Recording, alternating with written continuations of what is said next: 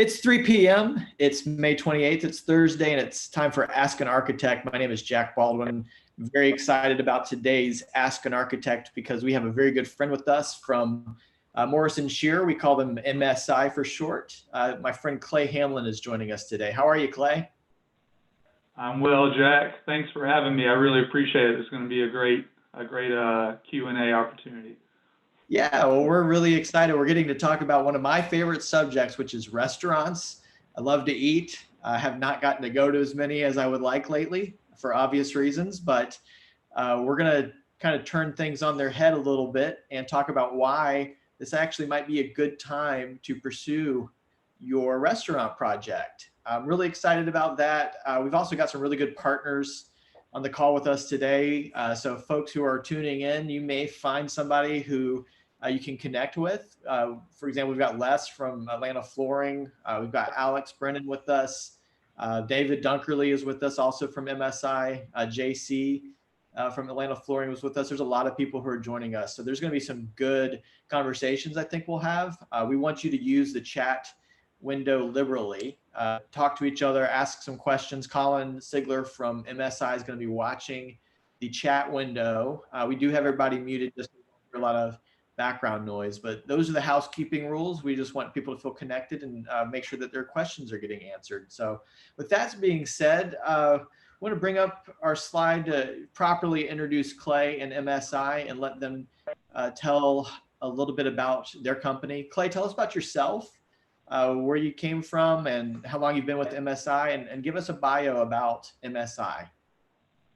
Yeah, sure. So originally from South Georgia, so you may hear a little Southern accent as I talk through the slides and the presentation.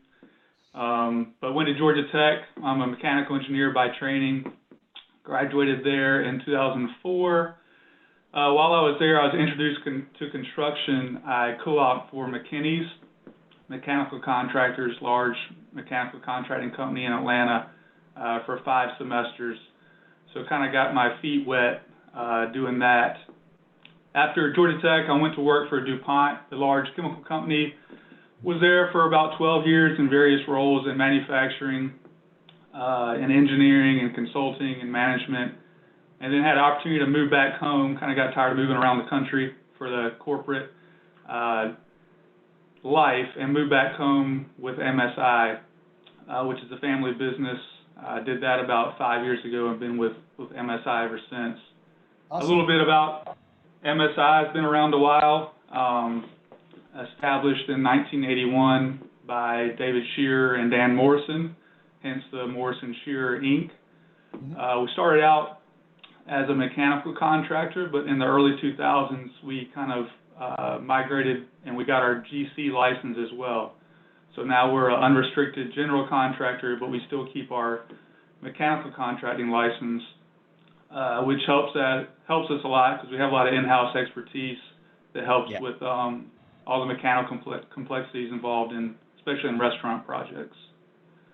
Yeah, thanks, Clay. And you and I had lunch together not too long ago with Colin, and what really got our attention as an architectural firm about MSI was the fact that you guys had done some really good restaurant work, and we had done some restaurant work in the past as well. So it sounds like you guys kind of made a name for yourselves that way. Is that true?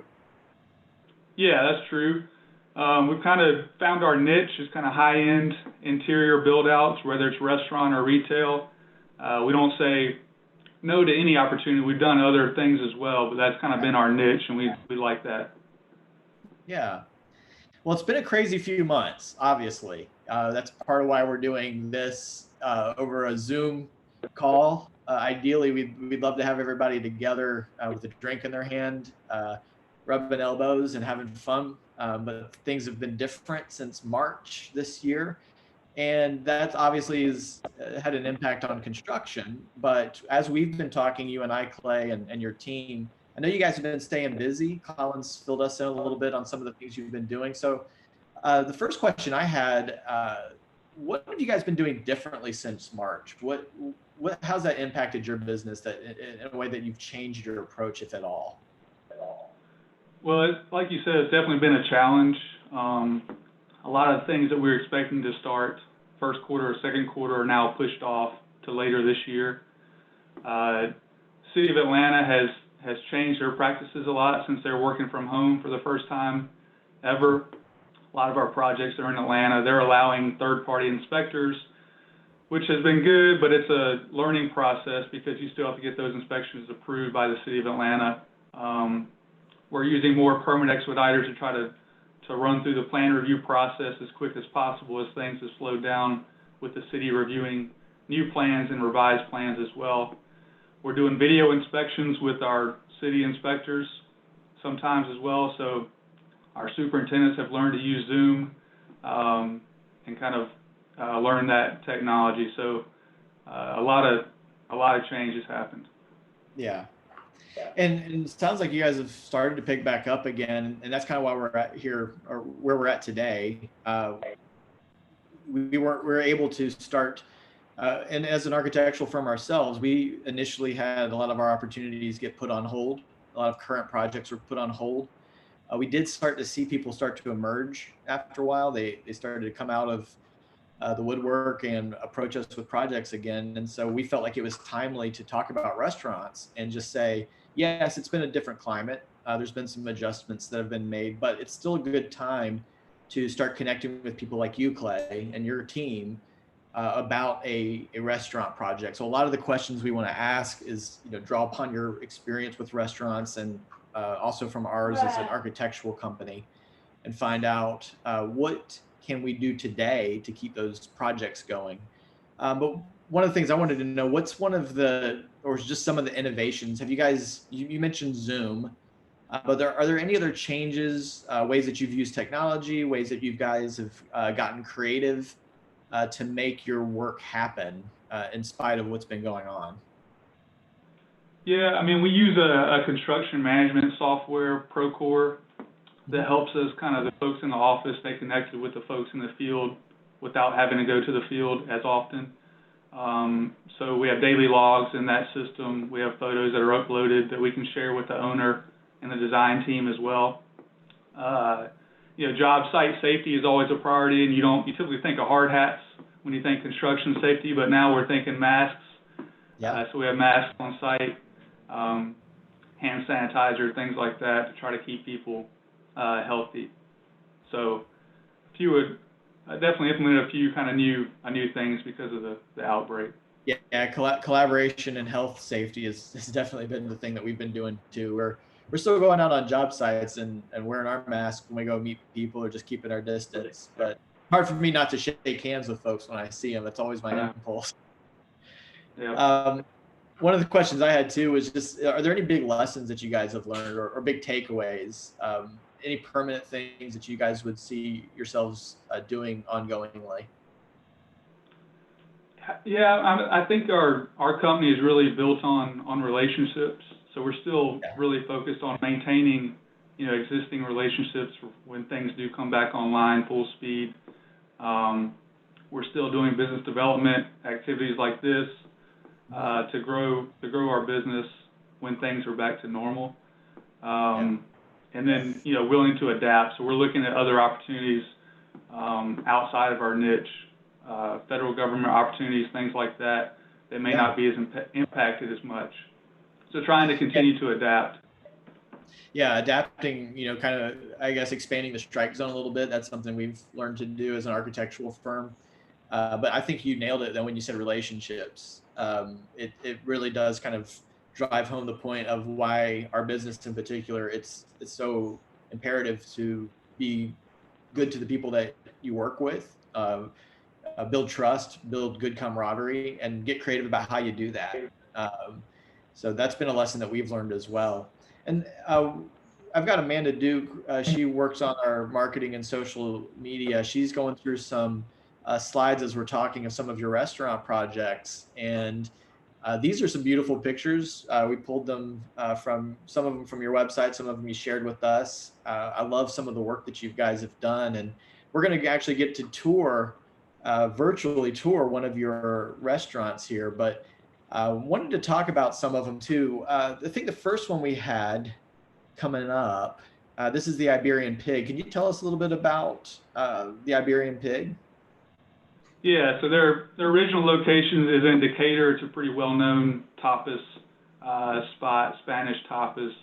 They opened up a new location in Buckhead, in the Hanover building, right off of Peachtree. Yeah.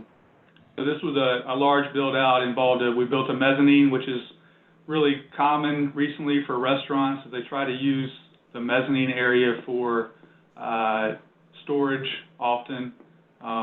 Not for customer use, but to keep all their supplies and things, since folks are trying to take advantage of every square foot of space. I guess one thing about this project is there were a ton of design changes during the project. I think 54 total, Wow. including an exterior patio. So if you've ever been there, there's a nice covered patio at the restaurant that was added during construction as an add-on. So it had some challenges in that way. Yeah, when you talk about 54 design changes, the architects from Baldwin Architectural Group probably get really excited to hear that. That's one of the things that makes life a little bit hectic when we have a client who goes through a lot of changes. But to that point, sometimes there's a challenge that comes up that a restaurateur, somebody who goes into a project with high hopes. Was this? Tell us a little bit about Iberian Pig. Was this one of their first projects, or you said maybe their second location? Yeah, it's their second location. The first location, Decatur, is much smaller. This one's, like Colin says, they're in chat. It's about 6,000 square feet. Yeah. So it's a larger space. But yeah, we have challenges. You know, we also built Aziza in West Side Provisions District, which, you know, we're typically building in existing buildings. So after demolition, we uncover things that we didn't know were there. For example, at Aziza, when we cut the slab to do our underground plumbing, we found a void underneath the slab, right where our 2,000-pound pizza oven was to go. So we had to get engineers involved, structural engineers involved to take care of that before we re-poured everything to make it safe and sturdy. Yeah. And so what would be a takeaway there if you're talking to somebody opening their first or second location? What's the lesson that learned there? So our potential restaurateurs, what would you tell them to look out for? Yeah, I mean, I would say we have a schedule, best case kind of schedule based on what we know, and then there's going to be things that happen that we don't know about. They're going to have some costs involved and schedule impacts as well, but we're always looking out for the owner. We don't like changes because it really slows down the project, so we prefer to stick to the plan. But things happen. Like I said, we're not doing a lot of ground up buildings. We're usually in existing spaces, so there's some surprises behind walls and underneath floor finishes and things like that. Yeah, but it's good that they had somebody like you and the partners that you brought in that were able to find that void. I mean, can you imagine putting the pizza up and yeah. So checking the foundation, even if there's a building that's already there or pre-built that's already on location, sometimes people think, oh, I'm just so excited about opening my store, making money. To your point, maybe it's better to slow down a bit, check those things. Right. Yeah, I think doing it the right way and not taking shortcuts may take a little longer on the front end, but it saves you a lot of time and effort and money on the back end. So it's important to address things the correct way. Well, and so changing gears a little bit, but still on the topic of restaurants, I want to keep flipping through some of the other images. How did you guys, what was it about restaurants that, in particular, and I know you guys do a lot more than just that. You've taken on a lot of jobs, like you've said, but we go to your website, we look around, we see a lot of really beautiful restaurant space. What was the connection for MSI that got you into that industry in particular? Yeah, so we kind of started out, we were probably, as of 7 years ago, we were probably 80 or 90% retail. We had a relationship, speaking of relationships, with somebody at Jamestown Properties over at Ponce City Market. And they gave us the opportunity. They knew our track record in retail, so they gave us an opportunity to perform in restaurants. And we were able to do really well with those restaurants, and we learned a lot. And then that kind of just started the ball rolling. Obviously, with business climate, retail kind of slowed down with, of course, online shopping and Amazon, whereas restaurants, until a few months ago, were really going strong. So, again, continue to adapt where the business needs are. Yeah, I mean, and just my opinion, I do see it as a temporary setback. You know, even when there was a little bit of the restrictions that were lifted over the last couple of weeks, I have ventured out to some restaurants lately, and people still want to go back. The demand for restaurant seating, the demand for beautiful spaces like the ones that you guys have worked on is still there. It's, you know, the restriction is just things that are outside of our control, but people are still wanting and willing to go eat at some nice places. But as we look at a project and you're thinking about a project and you're thinking about, I want to get started on my dream. You know, I want to get started on my dream of opening. Me personally, Jack Baldwin, I love to cook myself. So, you know, if I'm talking to somebody who wants to build a restaurant, you know, I'm excited about that too. So if you're talking to somebody who's, you know, dying to see that dream come true, if you could boil it down to the first couple of steps, Clay, what are some things you would advise them to start doing before anything else? Yeah, I mean, a lot of times as the GC, we're not involved in the really early stages of, you know, conceptual design. That kind of falls more on you guys and the architect. Right. But we do like to be brought on board early to try to help with value engineering and maybe doing things a different way. But, you know, tactically, the first step is for us to, with the existing client especially, they'll bring us on early and take a look at the space that they're looking at to see, you know, maybe it was a restaurant previously or a retail space previously that's going to require a lot of retrofit. So we'll try to figure out routing for grease duct and where the hood's going to be located and things like that. But it's certainly a real big team effort, especially on the front end with the kitchen equipment designer and the architect and the owner. Yeah, that's good advice. So what I'm hearing you say is, you know, obviously you work with an excellent architect, you know, somebody like Baldwin Architectural Group who has a lot of experience with restaurants. We've done a lot of Jay Christopher's locations. My father, Christopher, designed several of those. Going Coastals, the seafood restaurant we did. Several in the Atlanta area that we're really proud of. Christopher, I'd love for you to chat in the window and mention some of our restaurant projects that I'm forgetting to let people know. But what we've found is that concept stage is very important. Knowing how you want it to look. I would say also connecting with the historical area. So if you're going to open up a cool restaurant in the downtown Roswell, for example, there's a historical preservation or an HPC that wants to have a lot of input on how that looks. And so we as an architect will typically get involved and make sure that the design is going to accommodate the HPC's regulations or historical parts of Atlanta or Grant Park. And then when we get a contractor, a general contractor involved, I think I'm hearing you say, Clay, is even though it may be a retrofit, let's look at the building. Is it suitable for what your dream is? Is it suitable for your design? So you may have a design that looks really, really spiffy, but can it happen? And is it going to be within your cost? Right. I'd like to bring up one of. Oh, I'm sorry. Go ahead. Go ahead. I mean, you talk about can the design happen? You know, with restaurants and all the kitchen ventilation equipment and ductwork that's required, space constraints are usually a real challenge. So things may be drawn. It may fit on paper. They don't fit in the field, especially with all the code required access requirements for HVAC units. So we've had a couple situations where we have to get real creative to make everything fit. Yeah, and again, I think people love. There's a real big movement that, you know, just my personal observation and from our architectural company, I've seen a movement toward more of the downtown, small downtown areas. Downtown Woodstock, I think you guys have done some projects down there. Which ones did you guys do in downtown Woodstock?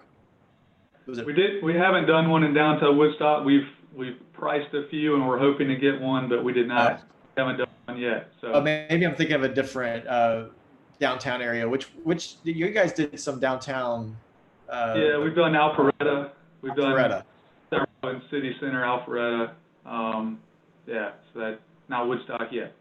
Right, but yeah, that's right. I do remember. I'm getting my Woodstock and Alpharetta mixed up, but the point is, there's so many of those cities like that in the Metro Atlanta area: Alpharetta, Roswell, Woodstock, Milton. There's a movement towards these downtown areas, and a lot of those buildings are older, and a lot of those buildings are really cool, and they have the curb appeal and the draw of really cool storefront, or people do like those rustic looking buildings, and they crave them as a restaurateur. But what you're saying is, you come into one of those buildings, and just because it looks nice, can we do it with the ductwork? Can we work with what's there? How much of the cost is really going to go into making this a habitable and serviceable place to work for the restaurant project? So yeah, I wanted to bring up one of your projects and take a 3D tour because I love this. We've actually got. Remind me, which one is this? This is called Rena Restaurant. Where's it located? Rena is right next to Ponce City Market in the Ford Factory Lofts building, which is very cool place. Right, yeah, where the new Kroger was just built. Yeah, and Ponce City is a great example. That building used to be old. I think it was originally a Sears building. Then it became City Hall. The Atlanta Crackers used to play across the street from there, so it's got some history. Right. Yeah. So I think we're pulling up the 3D tour here in a second, and we're gonna click through. And I'd love you to just tell us the story about Rena. What made that a success? What challenges that you guys faced? How you guys got creative, and what made it work? Sure. So Amanda's going to be switching back and forth to the web browser to pull this up.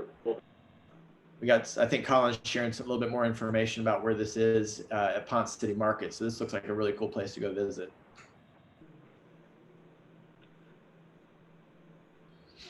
So what year was this completed, Clay?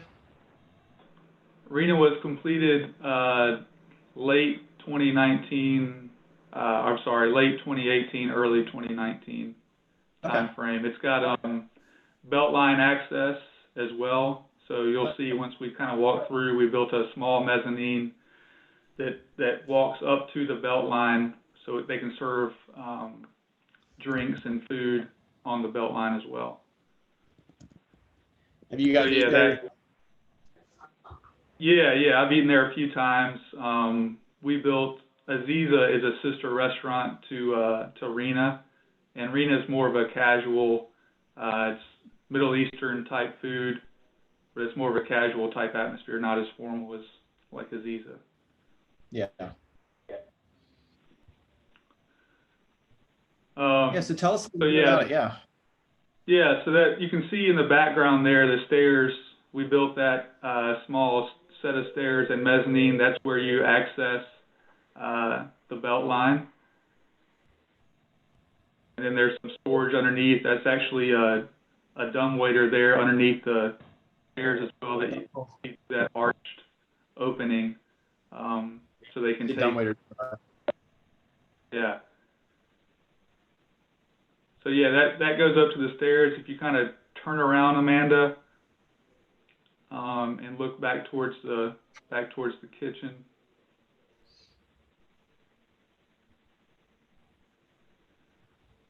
So you can see that big soffit that comes down kind of right in front of the open kitchen concept. Yeah. And behind that soffit, there's a ton of mechanical duct and work because, of course, their hood is on that back wall. So I just thought it'd be cool to just, for example, if you walk up those stairs, Amanda, to your left, and this mezzanine wasn't existing either, so we built this mezzanine on the other side also. So if you walk through that cased opening there on the right of the bar. Yep. Oh, a little sneaky hideaway stair there. Yep, and then up those stairs. So this is kind of behind the scenes of the restaurant. This is where they store a lot of their silverware and things like that. There's another dumbwaiter that goes down to the bottom, and if you turn around there, Amanda, you'll see the entrance to the mechanical room, which is that door on your left there. You should be able to click on that. Yeah, it feels like we're walking right through it. Yep. So yeah, so that platform there is above the kitchen. So the kitchen exhaust fan, there's a scrubber on this project because it's in a residential building. So the exhaust out of the side of the building, but there's a scrubber to clean the kitchen exhaust. All that's located there. And this was one where there's supposed to be a makeup air unit also located in that kind of above the stairs, but that wouldn't fit. So we had to put it in the hallway right next to the space to make everything work. So it was a lot of space challenges, you know, which is typical for restaurants. That's got a little bit of creativity to it to make that work. It's cool. Yeah. I don't know that I see a lot of places that have the kitchen up or the food storage and all that upstairs. Right. A little office. Yeah. Again, it's all just maximizing their sales floor, maximizing their dining room, really. Yeah, it was smart. And so you got your prep area up here, your food prep. Yep. I'm getting some good ideas here, Clay. Good.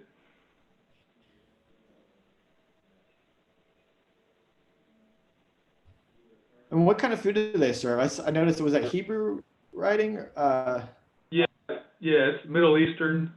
I don't know how else to describe it other than casual Middle Eastern, like street food. Oh, nice. That's great. Really good cocktails as well. Great mixed drinks. It's a good place. We can take a question since we're on here. I see Alex put one in the chat. Colin, is your mic on? Can you read that question to us? I'll read it if Colin is muted. Clay, do you know the overall height inside the main space of the restaurant, slab to slab? Yeah, I think it was about 22 feet, something like that. So when it was just a complete white box, empty shell, you walk in a space like that and you're like, wow, this is huge. There's a lot of room. But as you start making it 2 floors with ductwork coming off a kitchen hood, things get really, really tight. Yeah. I love the high ceilings. I love being in places like this. And this was a pre-built, so you guys took over some existing space, right? Yeah, this is the Ford factory. Is an old, I assume it was once a factory, and then this is an old space on the bottom floor. It's about a 6-level building, and yeah, it was a completely concrete finish, you know, on the floors, just a white box, nothing in there. Yeah, we've got some interior designers on with us from Banco Design. They would probably appreciate some of the interior design here. Love those floors, those mosaics and patterns on the floors are great. Man, we had another project. Clay, didn't you have another one you wanted us to talk about? I think it was called Artisan. Yeah, Artisan Beauty. It's a med spa. It's a total different look. I thought it'd be cool just to kind of get a sense of the various things that we've built in the different spaces. Yeah, and not just restaurants, but anybody who's wanting to go into a space, you know, for retail. It's really, I think it's great for them to hear where you had some success and how you were able to pull this off. So tell us about Artisan Beauty. Yeah, so it's a med spa. The owner is Dr. Alexander, and she has several plastic surgery locations, offices, but she's now getting into skincare also. Yeah. And this is, again, right in the heart of Buckhead.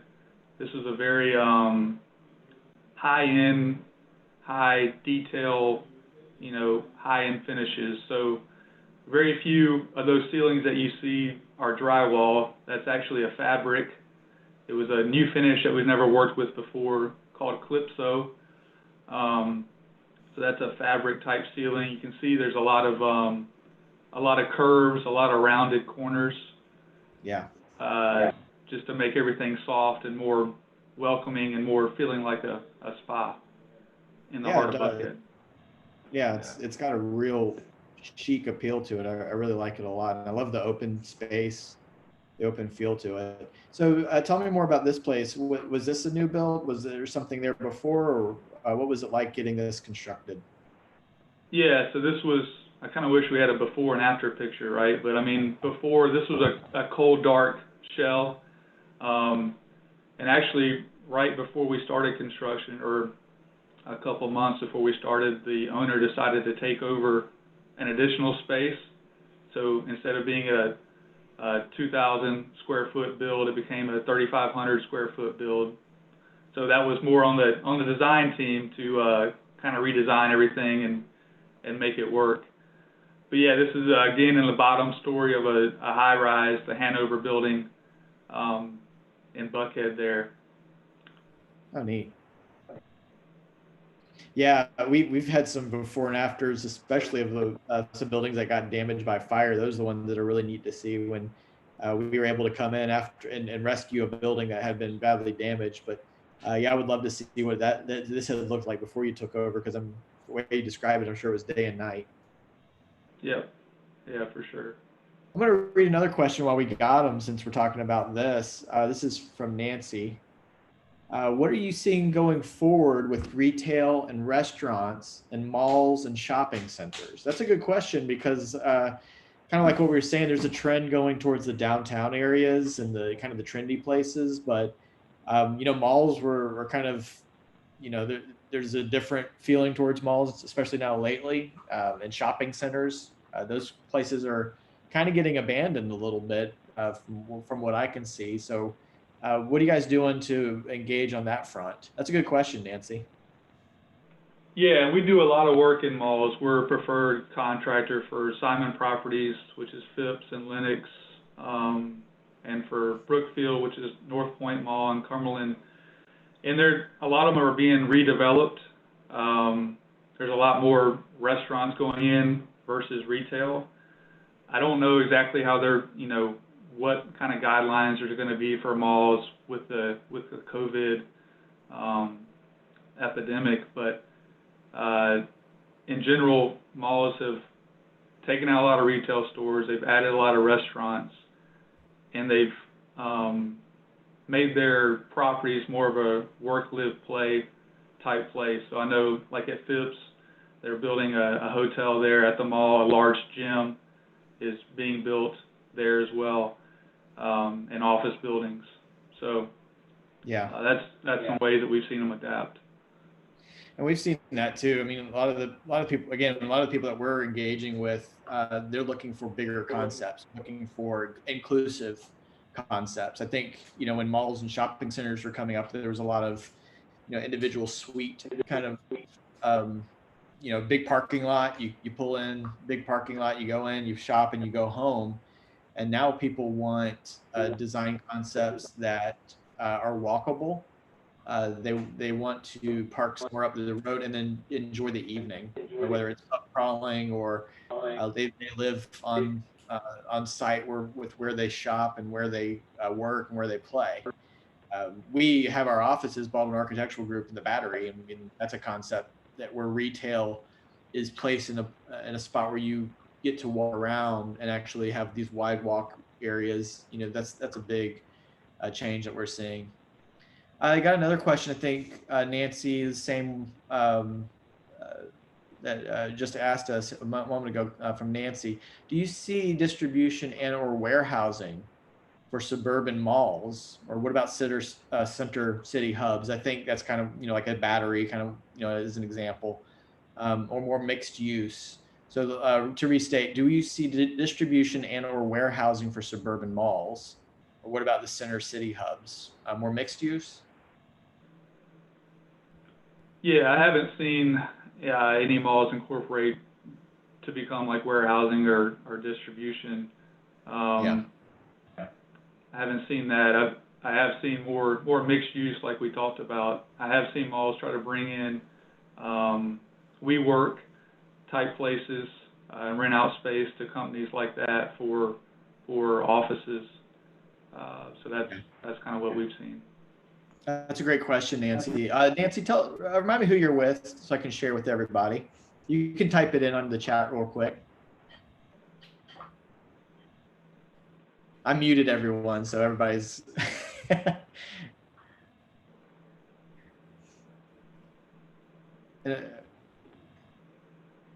While you're typing that up, Nancy, I want to read John's question. And John, please tell us who you're with too, if you'd like us to give you a little plug of who you're representing. I got a couple of questions. I'll start with one, and it looks like we've got one for Baldwin Architectural Group. But from John, as a construction perspective, have you seen owners more or less eager to develop projects? And John, yeah, okay, that's our friend from Northside, John McHugh. I remember us connecting recently. So have you seen more or less eagerness about project development?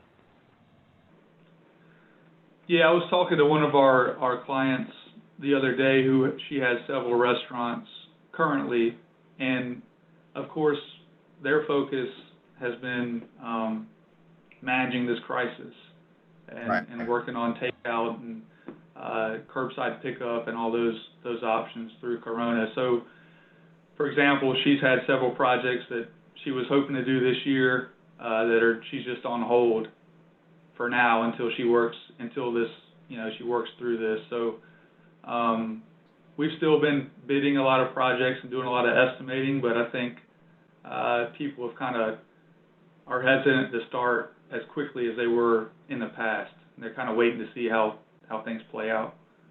Yeah. And to John's question for us, he kind of asked a similar question to Baldwin Architectural Group. Has our design backlog slowed? It did in March and April, and it was, I think it was the initial reaction to everything. We did see May pick up quite a bit already, and we've actually seen some new potential opportunities come up for some bigger projects along the lines of golf communities or senior living communities. So folks are coming back, kind of poking their head back out and wanting to look at concepts again. Part of the question, like why is now, the question that we put out when we started this conversation, why is now a good time?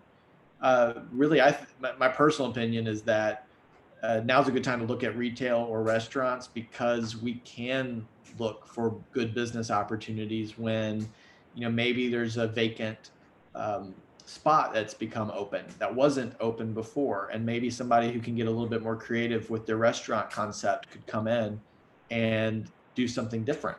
Maybe there's a restaurant that's always relied on doing things a very certain way, and they did not adapt to a changing economy. And somebody who's a little bit more creative could come in. So, it's even the loan that you could get that wasn't available before. There's incentives. I know that restaurants haven't gotten the same benefits some other entities have, some other business entities have from the government's stimulus in particular, but I do still think that there's a space for innovators, and that's what we like at Baldwin Architectural Group. We're looking for people who are innovative and are dreamers who might look at a space that maybe wasn't available 6 months ago. So John with Northside Builders, thanks. That's a great question. Nancy, you're with Champions IFM, your project management firm. And you put a little bit of information about yourself there in the chat, so thank you for that. It looks like we got a really good question here from Alex. Thanks for joining us, Alex. Do you anticipate, Clay, any dip in construction pricing, whether that's due to reduced demand on materials or reduced demand on the labor pool? So are prices going down on construction costs, Clay? Yeah, I wouldn't be surprised if we see that. I don't know if we've seen it yet. I think we're still feeling the impact, but obviously it's a supply and demand. For so many years, especially in Atlanta, you couldn't find, there's so much work to do, and now as there's less and as things tighten up, I would imagine prices will come down right. For sure. Yeah, that's a great question, Alex. Thanks for bringing that to us. And as you can see on our screen, we're still taking some questions. We've got about 10 or 15 minutes remaining in the entire webinar that we're doing. So please chat those up and I'll read them out loud, and I will make sure I mention your company if you're representing somebody, or if you'd like us to share with the other participants what you do. I'd love to hear any other good questions.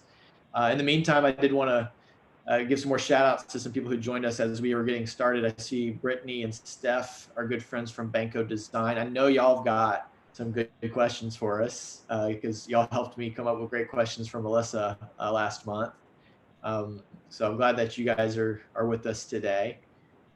But Clay, yeah, any other thoughts? Oh, I got one more question. Let me read this one before we get to your thoughts. From Alex, I guess this one's for me, and if I can't answer it, I'll draw upon Christopher here.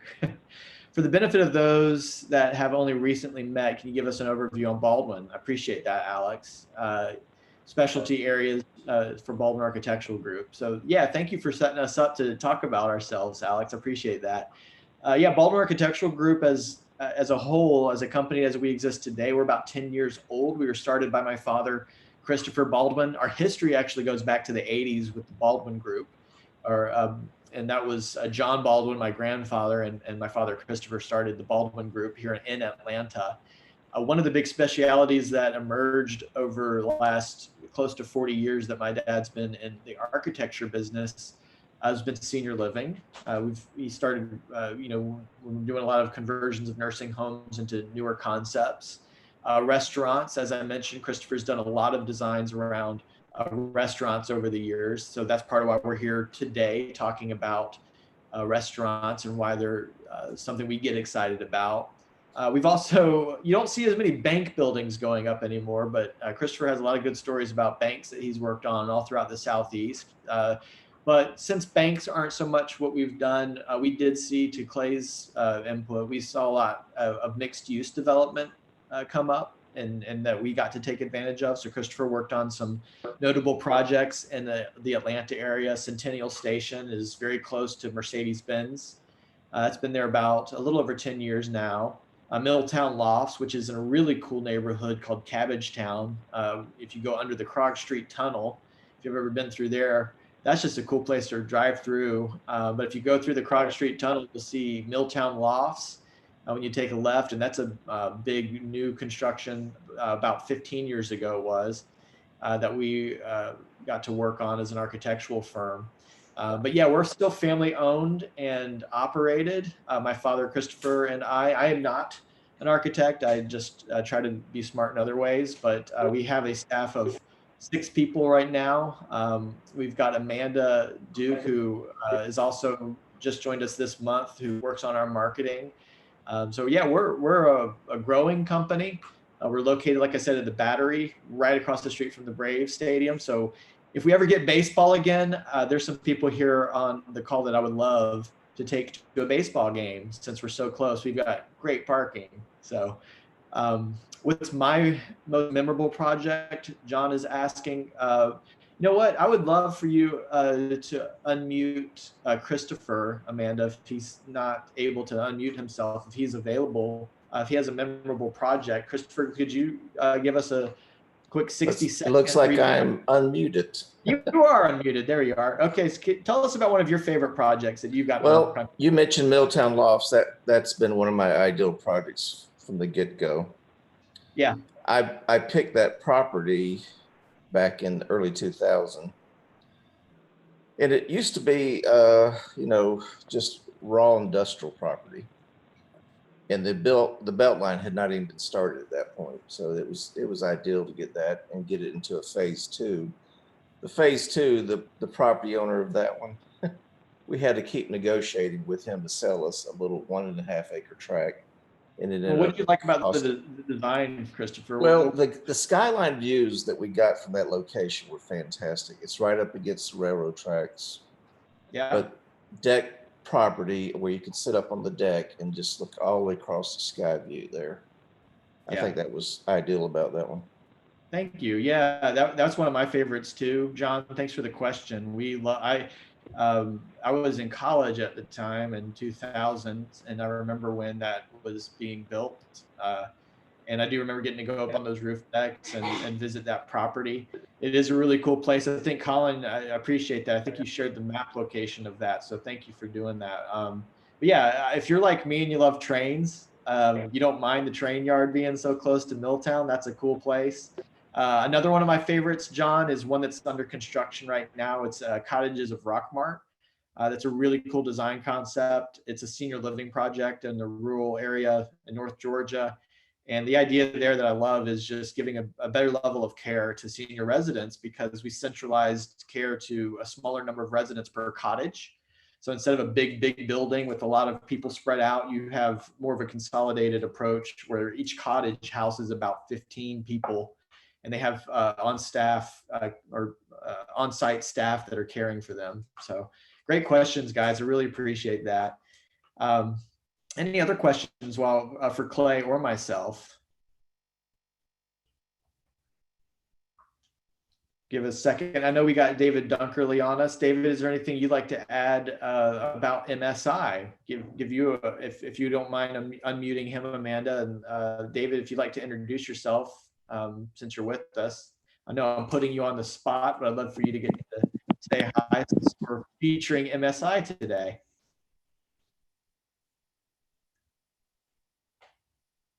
I think he's getting his microphone ready.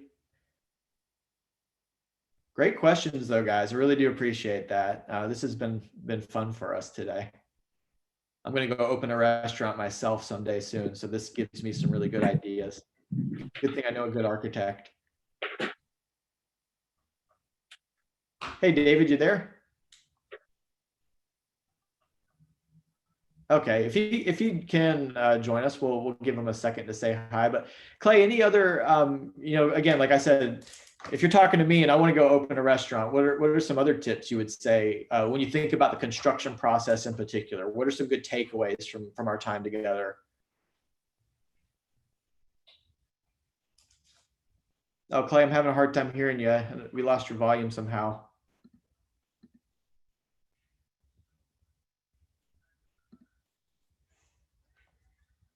If you called in on your phone, that might have gotten muted somehow.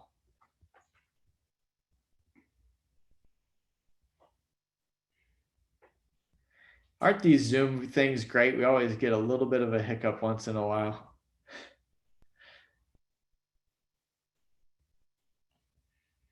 We'll give Clay a minute to get unmuted here. I'd like to answer this question from Alex again. Thank you. Says well, is that a question? Oh, here's a comment here. His advice is hire an experienced tenant rep who can understand construction. That is good advice. Well, while we're letting you guys work out the audio, I did want to talk about how you can take some next steps. So we will make sure that you guys get to talk to us again from MSI, but Amanda, you can pull up our next steps since we're getting kind of towards the end of our time. Baldwin Architectural Group, I'm going to put a link here. What I'd love for people to be able to do is just book a time with us. We do a complimentary discovery and design session. We give away up to an hour of time with one of our architectural designers. Very, very valuable. We do that just so we can hear your dream, hear what your project is about, find out what your concept is, and see how we can make it happen. Start putting some visuals in place. And so if you'd like to book a complimentary discovery and design session with one of our architectural designers, pictured here is James Knight.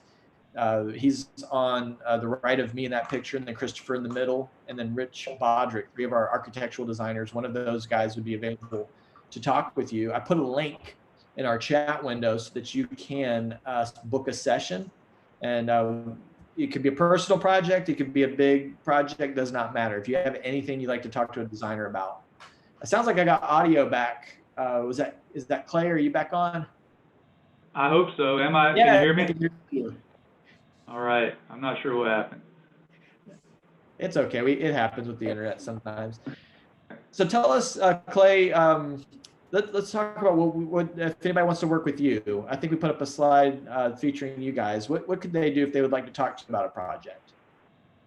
Yeah, so I think you have a slide. Like I said, just give us a call. Our phone number is on that slide.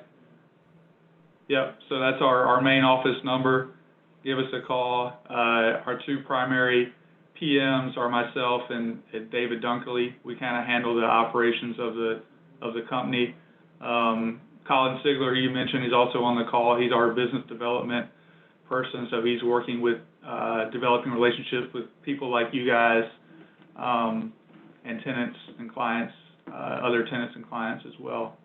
So yeah, just reach out to us anytime. We pride ourselves on being really accessible and responsive. You know, we're a small family business like you guys as well, so we're always available. Well, Clay, you guys gave us some good insights. I would like to hear your answer to that question I was asking about, some takeaways. If you had a good takeaway for, somebody who wants to start a restaurant, as far as the construction process goes, or a good tip you do for them? Yeah, I think forming a great team is important, and I think forming that team based on references and reputation and experience is a good idea. And we always like to really try to set realistic expectations early. You know, it's a process. Projects don't happen overnight. They take time, and there's going to be surprises, but we always let people know that we're working for them and our interests. Their best interests are our best interests as well, and we like to partner with folks and have repeat clients. So that's always a goal. Yeah, I think that's a great takeaway. Form a good team. Your good architect will tell you, hey, here's a good general contractor for this project. Here's a good engineer for this project. And your general contractor will do the same. A good GC will tell you, here's a good interior designer. I mentioned Banco because we've loved getting to partner with those guys, and these are new relationships we're forming with people right now. But yeah, knowing who to trust, I think is very important. Knowing who's going to be brought in and who's going to be held accountable. Who's going to lead the project, and having roles clearly defined on that team are very crucial. And so I hope that from this today, people who would be watching would understand a little bit more about what a general contractor does on a project, what an architect does on a project, how we come together, where we start, because it can be very complicated. And our goal is to make the complicated a little less complicated so that you can get your dream to come true. So I want to say another really big thank you in closing to you, Clay, David, and Colin. Thank you for joining us. Thank you to everybody who attended today, and all the great questions from Alex and Nancy and John. Thank you guys for bringing that to us. We haven't decided our theme yet, but we are planning on a month from now, so June 25th. I'll have turned 40 by then. I'm excited. So we are going to be celebrating my birthday June 25th that time. Just kidding. But yeah, we're going to have our next Ask an Architect on June 25th, and we'll announce the next topic, and we'll probably have another special guest with us. Clay, thank you again. And guys, I really appreciate it. We'll see you hopefully on June 25th. Take care. Sounds great. Thanks, Jack. Thanks, Clay. Yep. Bye-bye.